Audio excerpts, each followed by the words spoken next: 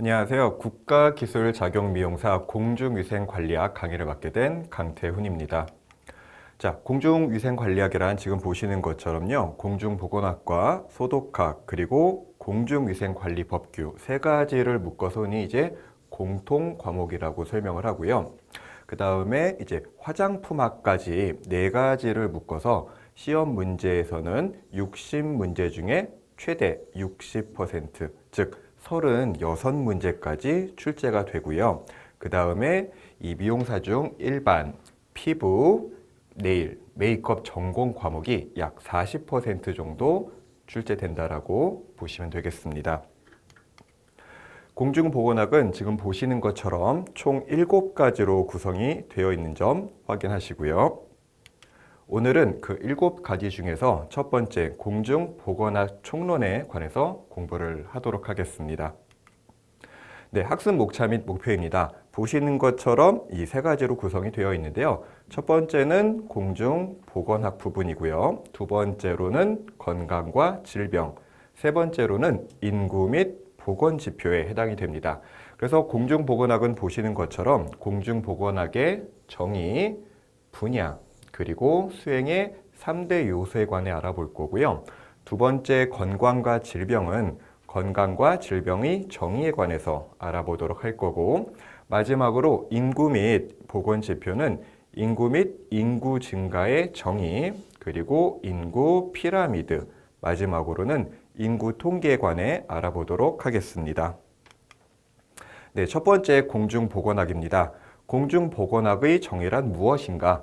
조직적인 지역사회의 노력을 통해서 질병을 예방하고 수명을 연장시키며 신체적, 정신적 효율을 증진시키는 기술과 과학이다라고 하는 것. 자, 그래서 이 정의보다는 밑에 나와 있는 세 가지가 중요한 내용인데요. 첫 번째, 공중보건학의 최소 단위란 지역, 사회라고 하는 것. 이 지역이라는 단어가 매우 중요하고요. 두 번째, 공중보건학의 대상. 네, 지역 주민 전체라고 하는 것. 역시 지역이라는 단어가 삽입이 되어 있습니다. 마지막 공중보건학의 목적인데요. 질병 예방과 수명 연장, 그리고 신체적, 정신적 건강의 효율 및 증진이라고 되어 있습니다. 이 공중보건학 부분에서는요. 지역 사회라는 것과 그 다음에 질병 예방이라는 것을 반드시 암기를 해두셔야 됩니다. 기출문제를 보게 되면은 질병 예방이 아닌 질병 치료라는 단어가 문제 또는 보기에 많이 출제가 되는데요. 치료와 예방을 반드시 구분하셔야지만 이 공중보건학 관련된 문제에서는 정답을 맞을 수가 있습니다. 두 번째 공중보건학의 분야입니다. 자, 보시는 것처럼 보건관리 분야, 두 번째 질병관리 분야, 마지막으로는 공중보건 사업 수행의 3대 요소로 구성이 되어 있는데요. 보건관리 분야에는 어떤 항목들이 들어가 있는가? 보시면 알겠지만 전부 다 보건이라는 단어가 들어있다는 것이 공통점이라고 할 수 있겠습니다. 두 번째, 질병관리 분야라고 하는 것은 우리가 흔히 알고 있는 병과 관련된 것들이 나열이 되어 있다라고 하는 것. 뭐 감염병, 그 다음 기생충, 질병, 그리고 만성 질병이라고 하는 것. 그리고 마지막 환경이라고 하는 건요.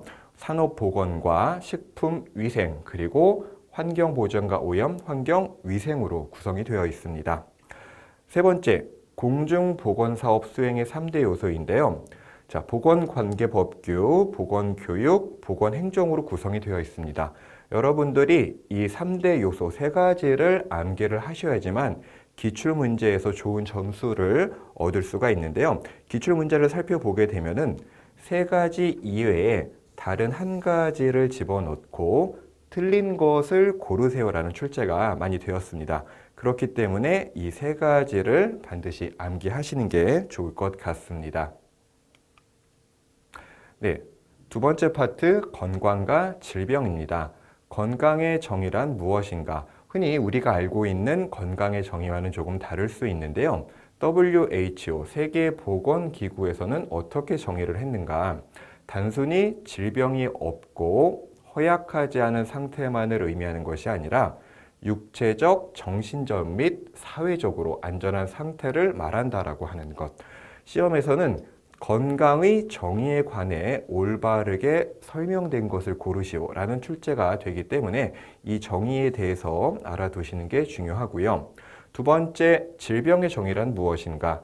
인체 조직 또는 기관에 이상이 생겨 정상적인 생리 기능을 하지 못하는 상태를 의미한다라는 것.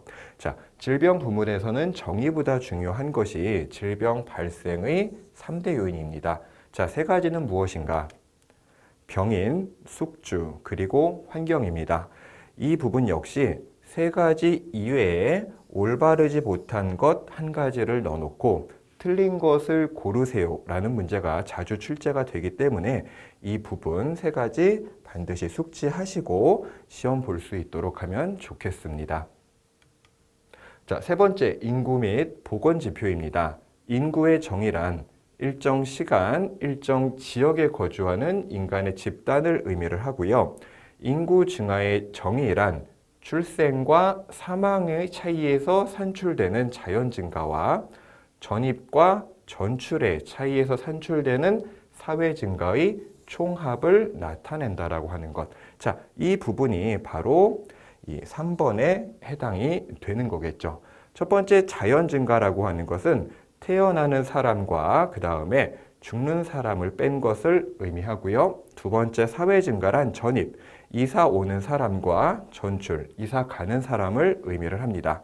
마지막으로 인구 증가라고 하는 것이 이 1번과 2번의 총합을 의미한다라는 것 알아두시면 되겠습니다. 네, 세 번째로는 인구 피라미드입니다. 일단 그림을 먼저 보도록 할 텐데요. 그림뿐만 아니라 이 단어의 형태도 어떻게 구성이 되어 있는지 알아두셔야 될 것 같습니다. 그 이유는 지금 보시는 것처럼 피라미드와 종형은 단 한 가지 표현으로 우리가 찾아볼 수 있지만 방추형, 도시형, 농촌형 같은 경우에는 이 방추, 도시, 농촌뿐만 아니라 다른 단어로도 표현이 된다는 것을 확인할 수가 있습니다. 그렇기 때문에 첫 번째로는 방추형과 항아리형이 동일하다라고 하는 것. 두 번째로는 도시형과 별형, 마지막으로는 농촌형과 표주박형이 단어는 다르지만 의미가 같다라는 것을 알아두시는 게 좋겠습니다. 자, 이 5가지의 형태를 2가지 그룹으로 나눠서 볼 텐데요. 첫 번째로는 피라미드와 항아리형 부분이고요. 두 번째로는 별형과 표주박형을 비교해 보도록 하겠습니다. 일단 키워드로 보시게 되면은 피라미드형은 후진국형, 그 다음에 종형은 선진국형이고요. 피라미드형은 인구 증가형, 종형은 인구 정지형, 마지막으로 항아리형은 인구 감소형이라는 특징을 가지고 있습니다. 이 세 가지 그 형태의 흐름을 보도록 할 텐데요. 첫 번째 피라미드형은 출생률이 사망률보다 높습니다. 보통 이제 출생률이라고 하는 거는 이 연령, 낮은 부분을 의미를 할 텐데요. 출생률이 높기 때문에 이 낮은 부분의 폭이 넓을 수밖에 없고요. 두 번째로는 사망률이 높기 때문에 이 연령대가 높은 구간의 폭이 좁다라는 것을 알 수가 있습니다. 두 번째로는 출생률, 사망률이 낮다라고 하는 건데요. 피라미드형과 비교했을 때 낮다라는 것을 이 폭을 통해서 확인을 할 수가 있습니다. 마지막으로는 방추형인데요. 출생률이 사망률보다 낮다라는 것 역시 그림을 통해서 우리가 확인할 수가 있습니다. 두 번째로는 도시형과 농촌형을 구분을 해볼 텐데요. 도시형은 인구 유입형, 그리고 농촌형은 인구 유출형입니다. 보통 도시형 같은 경우에는 타 지역에서 일자리를 찾아 경제활동을 할 수 있는 계층이 이사를 오기 때문에 아무래도 경제활동을 할 수 있는 인구에 해당하는 부분이 폭이 넓다라는 것을 확인할 수가 있고요. 두 번째로 농촌형 같은 경우에는 경제활동을 할 수 있는 인구들이 다른 곳으로 이사를 가기 때문에 이 부분이 폭이 좁다라는 것을 확인을 할 수가 있습니다. 그래서 도시형과 농촌형 2가지 형태를 비교 분석하시면 될 것 같고요. 항아리형, 종형, 피라미드형은 3가지를 묶어서 변화의 흐름을 알아두시는 게 중요합니다. 뿐만 아니라 이 각각의 단어로 문제 또는 보기에 사용이 되기보다는 설명으로 문제 또는 보기에 활용이 되는 경우가 많기 때문에 이 부분은 그림과 설명 모두 이해를 하고 시험에 응시하는 것이 좋을 것 같습니다. 네 번째, 인구 통계입니다. 자, 인구 통계는 조금 이제 여러 가지 내용으로 구성이 되어 있는데요. 첫 번째 자연 증가율을 보게 되면은 조 출생률에서 조 사망률을 뺀 것입니다. 여기서 조라는 단어는 이제 보통이라는 단어와 동일하다라고 보시면 될 것 같습니다. 그래서 이 조 출생률이 무엇인가, 그리고 조 사망률이 무엇인가는 각각 2번과 3번에 설명이 되어 있고요. 그 다음에 영유아 사망률이란 무엇인가? 출생아 1000명당 1년간 생후 1년 미만 영아의 사망지수 비율이라고 하는 것. 자, 이 부분은 시험에 많이 출제가 됐었는데요. 지금 여기 보시는 것처럼 한 국가의 건강 수준 및 보건 상태를 나타내는 가장 대표적인 지표로 이용이 된다라는 것.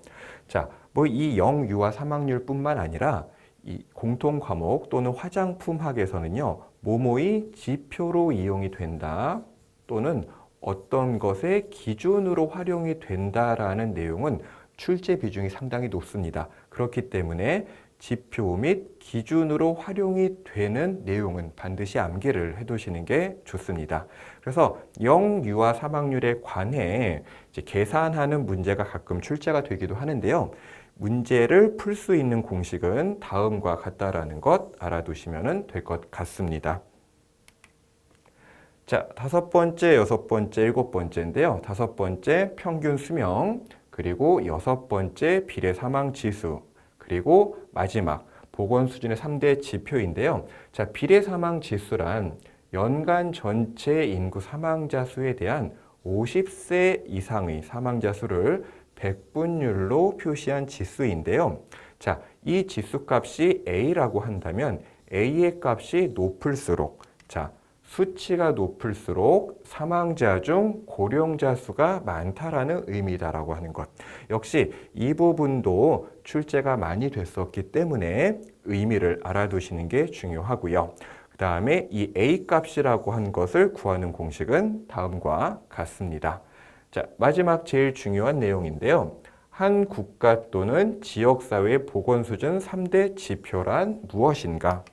보시는 것처럼 비례 사망 지수, 영아 사망률, 그리고 평균 수명입니다. 앞에서 설명드린 것과 같이 엉뚱한 것 하나를 넣어놓고 올바르지 못한 것을 고르세요라는 문제가 출제가 될 수 있기 때문에 이 세 가지를 꼭 알아두시는 것이 좋을 것 같습니다. 자, 오늘 배운 문제에 대해서, 내용에 대해서 문제를 풀어보도록 할 텐데요. 첫 번째 문제입니다. 공중보건학의 목적은 질병 치료, 수명 연장, 그리고 신체적, 정신적 건강의 효율 및 증진이다 라고 되어 있는데요. 과연 이 문제가 맞을까요? 틀릴까요? 네, 정답은 X입니다. 그 이유는 질병 치료가 아닌 질병 예방이다라고 하는 것. 그렇기 때문에 이 공중보건학과 관련된 부분에서는 질병 치료가 아닌 예방, 그리고 지역이라는 단어를 꼭 암기하는 것이 좋고요. 두 번째 문제입니다. 질병 발생의 3대 요인으로 올바르지 못한 것은, 자, 제가 아까 설명드린 것처럼 세 가지 이외에 올바르지 못한 것 한 가지를 넣어놓고 구하는 문제가 자주 출제가 되는데요. 네, 정답은 3번 역학이다라고 하는 것. 그렇기 때문에 질병 발생의 3대 요인을 우리가 암기를 하고 있다라고 하게 되면은 설마 모르는 단어가 나온들, 아, 이게 올바르지 않은 것이구나 라는 것을 확인할 수가 있습니다. 자, 마지막 문제인데요. 한 국가 또는 지역사회 보건 수준 3대 지표는 무엇인가? 네, 정답은 비례 사망지수, 그 다음에 영유아 사망률, 마지막 평균 수명이다라는 것 확인하시면 될 것 같습니다. 자, 오늘 부분 내용에 대해서 한번 훑어보도록 할 텐데요. 첫 번째, 공중보건학의 최소 단위는 지역사회, 대상은 지역 주민, 그리고 공중보건학의 목적은 질병 치료가 아닌 예방이라고 하는 것 확인하시면 될 것 같고요. 두 번째, 질병 발생의 3대 요인은 병인, 숙주, 그리고 환경이다라고 하는 것 기억하시면 될 것 같습니다. 마지막으로 한 국가 지역 사회 보건 수준 3대 지표는 비례 사망 지수, 영아 사망률, 그리고 평균 수명이다라고 하는 것. 자, 오늘 배운 부분 중에 가장 핵심만 골라봤는데요. 이 부분 꼭 암기하셔서 좋은 점수 얻을 수 있기를 바라겠습니다. 네, 오늘 공부는 여기까지 할 거고요. 다음 시간에는 두 번째 부분인 질병 관리에 관해서 공부를 하도록 하겠습니다. 학습자 여러분, 오늘 수고 많으셨습니다. 감사합니다.